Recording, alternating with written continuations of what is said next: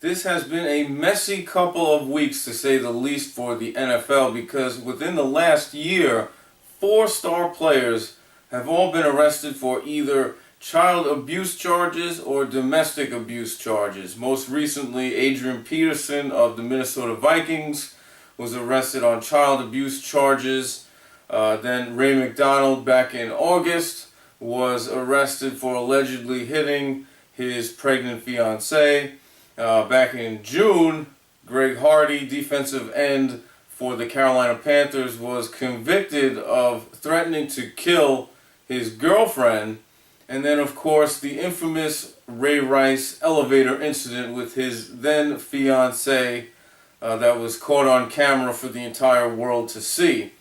Now, I'm not making this video to judge or categorize which one was the most egregious penalty, because they're all bad and they all pose a huge black eye for the NFL. But the reason that I'm making this video, I'm really upset at the inconsistency by the NFL with the punishments that they've handed down for each player. With regards to Ray Rice, he was initially suspended for 2 games, but then once TMZ leaked out the full footage of what exactly happened that night in the elevator with his then fiancée, that punishment was escalated to indefinite, and then he was released by the Baltimore Ravens. And then we look at the Greg Hardy situation. He was actually convicted in a court of law, whereas Ray Rice wasn't, yet he was active for the Week 1 matchup against against the Tampa Bay Buccaneers, and then he was deactivated. Now, there's a difference between being deactivated and being suspended. Being suspended means the league punished you. Being deactivated means the team punished you. So Greg Hardy was punished by the team. He was deactivated, although he received his full game check for the Week 2 matchup against Detroit. And in Week 3, coming up against the Pittsburgh Steelers, his status for that game is up in the air. Then we have Ray McDonald of the 49ers, who has not been suspended, who has not been deactivated, and who has played in San Francisco's first 2 games and is scheduled to play in their Week 3 matchup. Then finally, with regards to Adrian Peterson, once these child abuse allegations came to light, he was deactivated by the Minnesota Vikings against the New England Patriots in their Week 2 matchup, and then in Week 3, he is reinstated and he is a go for their Week 3 matchup against the New Orleans Saints.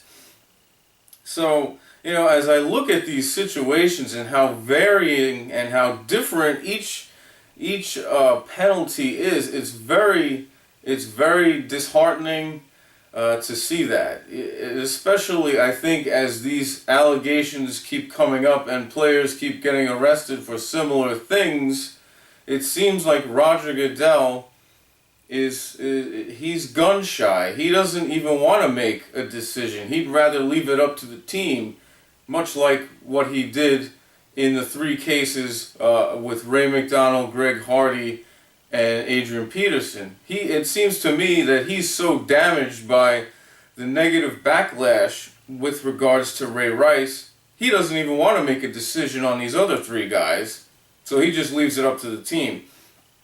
And if you're commissioner of an NFL, if you're the commissioner of the NFL and you are too timid to make a decision, I mean, that does not bode well for the league at all. This could be the beginning of the end for one Roger Gooddell, and quite frankly, I wouldn't be too opposed to see him step down.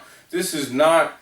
If the players make mistakes off the field, I can't put that on Gooddell, but the actual punishments that have been delegated by teams and by the league, they're completely all over the place, and that I can put on Roger Gooddell. That is a very bad precedent to set, and it's just really not a good look at all. So I want to know what you guys think about this, because to me, it's very damning, and you're starting to see sponsors get upset. And when sponsors drop their almighty dollar and put it elsewhere, that's when the league really will take notice. It doesn't even matter what the crimes are being committed by these players are. It matters is the money not coming in because we're associating ourselves with a poor product. And I think that's exactly what a lot of sponsors like Anheuser-Busch are talking about.